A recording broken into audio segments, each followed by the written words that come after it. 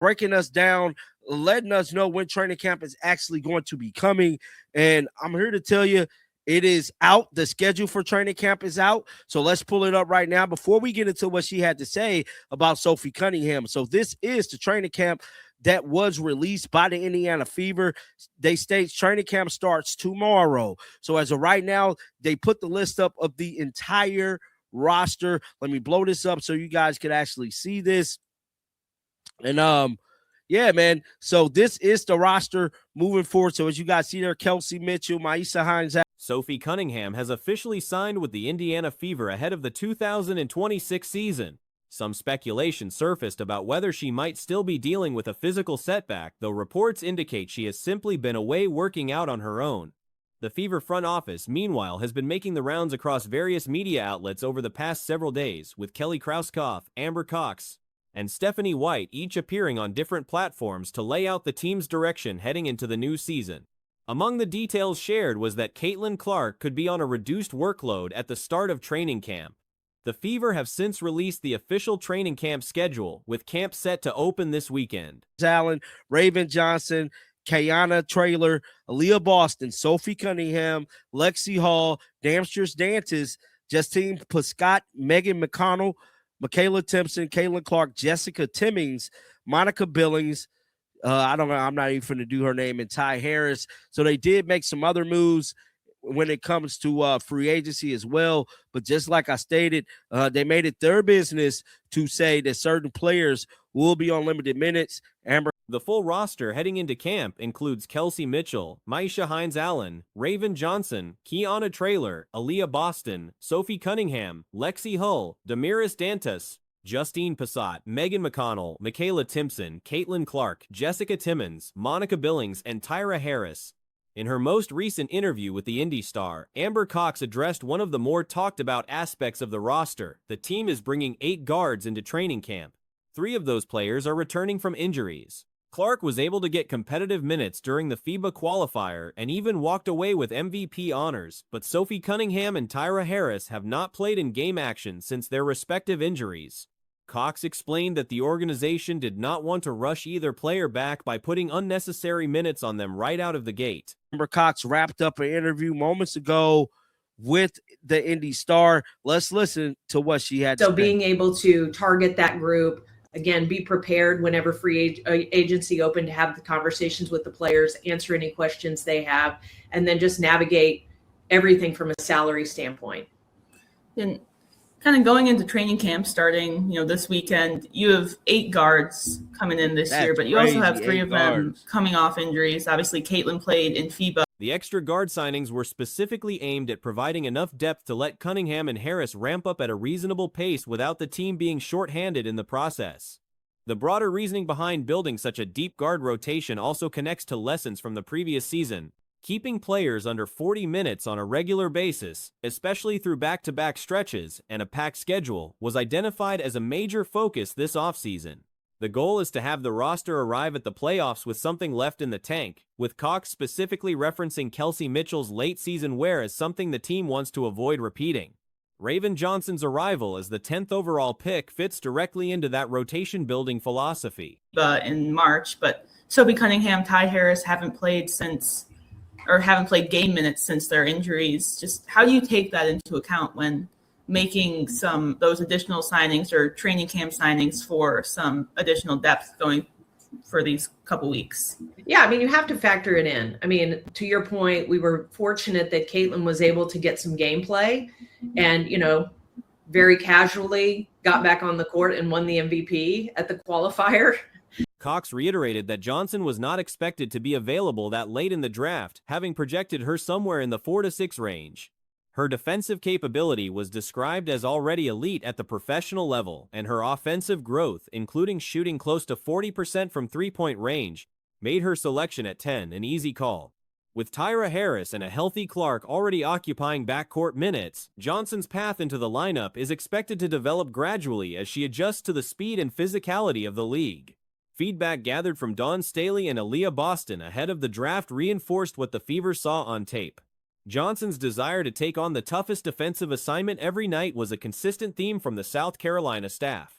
So happy for her. She's looked great. She's worked incredibly hard to be in a good spot from, the first day of training camp. But to your point, Sophie and Ty have not played in game action.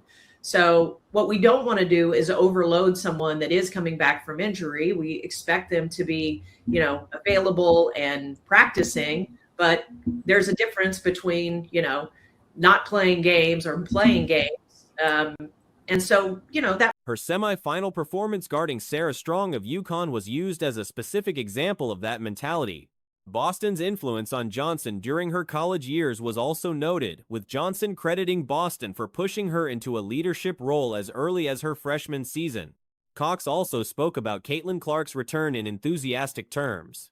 Watching Clark play in Puerto Rico during the qualifier brought a visible level of energy from the front office.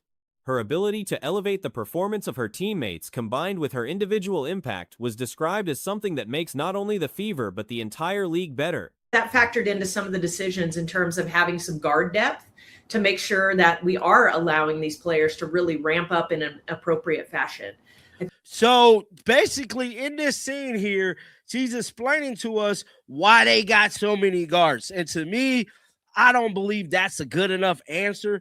8 guards on the team is quite excessive shit. They got a team full of guards, no bigs. I just hope this way and this philosophy that they went about. The backcourt pairing of Clark and Kelsey Mitchell was building momentum toward the end of last season and was considered one of the strongest in the league. With Mitchell coming off another productive year and Clark returning healthy and in strong condition, the expectation is for that combination to pick up right where it left off. The Indiana Fever have placed Juste Elizabeth on a developmental contract. In practical terms, that designation tells the whole story. Barring a wave of injuries, she will not be on the active roster. Don't come back to hunt them in the later half of the season. Now, somebody did say yesterday that free agency really ain't over until about July. So maybe they will sign a big in early July, or in these summer months. I don't know, but I don't want that to be an issue for them having so many guards. One of the learnings from last year was we don't want to play players 40 minutes every night. This schedule is incredibly difficult. She is not genuinely competing for a spot during the preseason. The developmental tag is not a stepping stone here, it is a holding mechanism.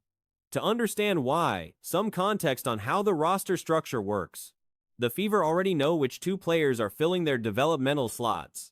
If they wanted to bring in anyone other than Jessica Timmons for the second slot, they would first have to cut that player, wait out the mandatory 8-hour window, and then bring her back in.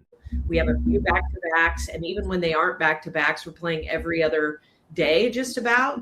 So being able to create a rotation that does have some depth. We have a lot of versatility in this group. I'm really excited about that, so that we're fresh when we get to the playoffs. And, Kelsey Mitchell's wheels don't fall off this time. That's the goal. I think that was really a point of emphasis in this free agency to make sure that we were. For someone like Megan McConnell, who signed a training camp deal, that process would apply. So the developmental contract for Juste Elizabeth exists for one straightforward reason. The Fever had already decided she was not making the team, and they wanted to retain some degree of control over where she ends up. Without that developmental tag, waiving her at the end of camp would have put her on the open market immediately. Any franchise could have claimed her. And then sign her. So the reason why Justine Bissott signed to a developmental contract is purely because the Indiana Fever we're going to cut her anyway. And they want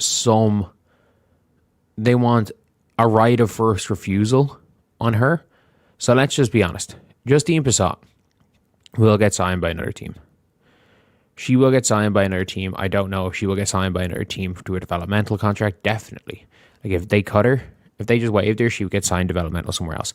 The developmental slot blocks other teams from signing her to a developmental deal, though it does not block them from offering her a full contract. The financial reality of a developmental slot is also worth noting. Players earn $750 per week in that role. A game day call-up bumps that to $6,000 per appearance.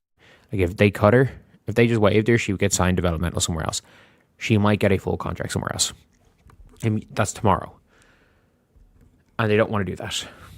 they don't want to put her on a training camp contract, because if they put her on a training camp contract, it means that they have to waive her, cut her at the end of training camp.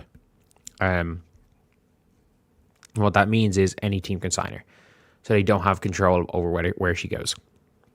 But also, they don't really have control over where she goes anyway. So by signing her to developmental slot means, By comparison, going overseas to a Mexican league or one of the other competitions running parallel to the WNBA season is almost certainly more lucrative. So if another team decides they want Elizabeth on a real contract, she will go. The Fever cannot prevent that. The Fever's own general manager, Amber Cox, described Elizabeth as something of a rare find, a 6'4" player who led the SEC in three-point shooting. so by signing her to developmental slot means that teams cannot sign her to a developmental deal. However, developmental slot in the WNBA is essentially a practice player. They get paid $750 a week. Yes, $750 a week, but if they get called up for a game, they get $6,000.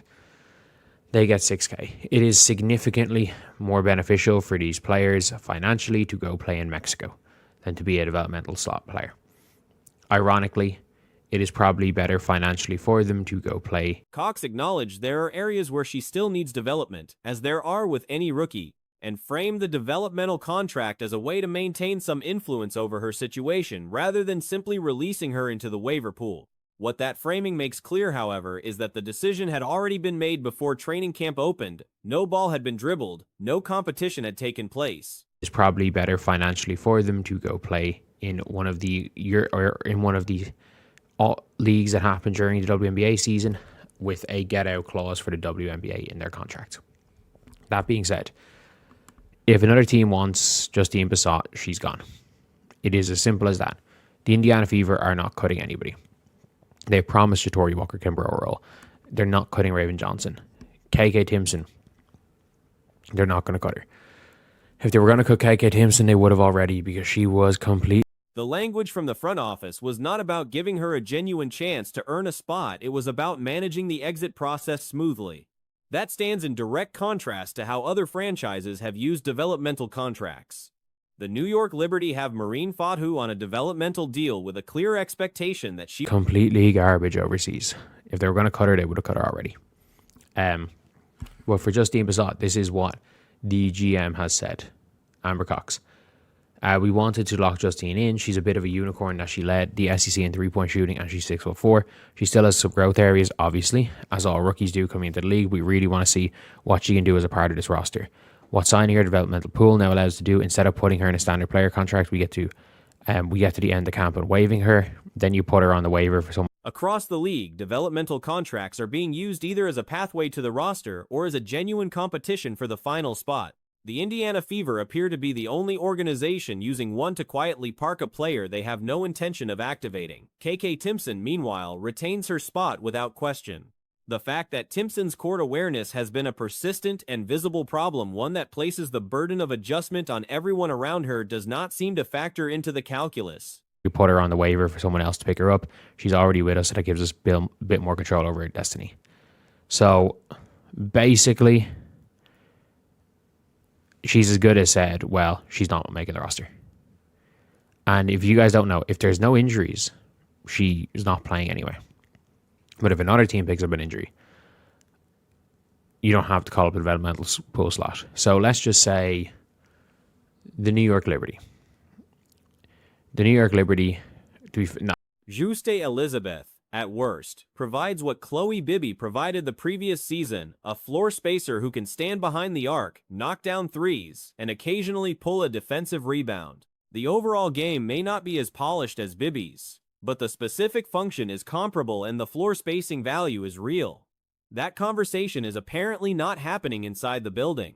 The correct approach, if the front office genuinely valued Elizabeth as a prospect, would have been to sign her to the developmental slot for flexibility and then let competition determine the outcome. The New York Liberty, I don't think the Liberty, you know what, they might as a 12th spot. But let's just say Beck Allen goes down injured for the New York Liberty. And the New York Liberty are like, you know what? There is this 6'4" shooter in Indiana. We can give her a shot. If it doesn't work out, we can cut her and then bring her back into the developmental pool. We can risk that. So the New York Liberty, let's say Beck Allen gets injured in preseason, in a week, well, in 10 days, they can. The messaging would have been that she is expected to push for a two-way roster spot and that the developmental designation simply provides a safety net on both sides. That is not what was communicated. What was communicated is that the team plans to waive her at the end of camp and hopes no one else claims her. The outcome was announced before the process began. 10 days, they can go and say, you know what, we actually want to sign Justine Bissot to a roster contract. The Indiana Fever don't have to cut somebody, or she's gone. And they're not going to cut somebody. And the problem with signing her to a developmental contract is that, and speaking about it in this way, is that it's very, very clear she doesn't have a chance of making the roster. Because, by the way, like, if she beats out somebody, what should be happening is... The broader picture here reinforces what the roster construction already suggested. The Fever are carrying guard depth beyond any reasonable need, leaving the front court thin, and now confirming that a 6'4" shooter with legitimate credentials is not even being considered for the final spots. No team in the league has needed a backup for a backup's backup at guard. The Fever have apparently decided they do.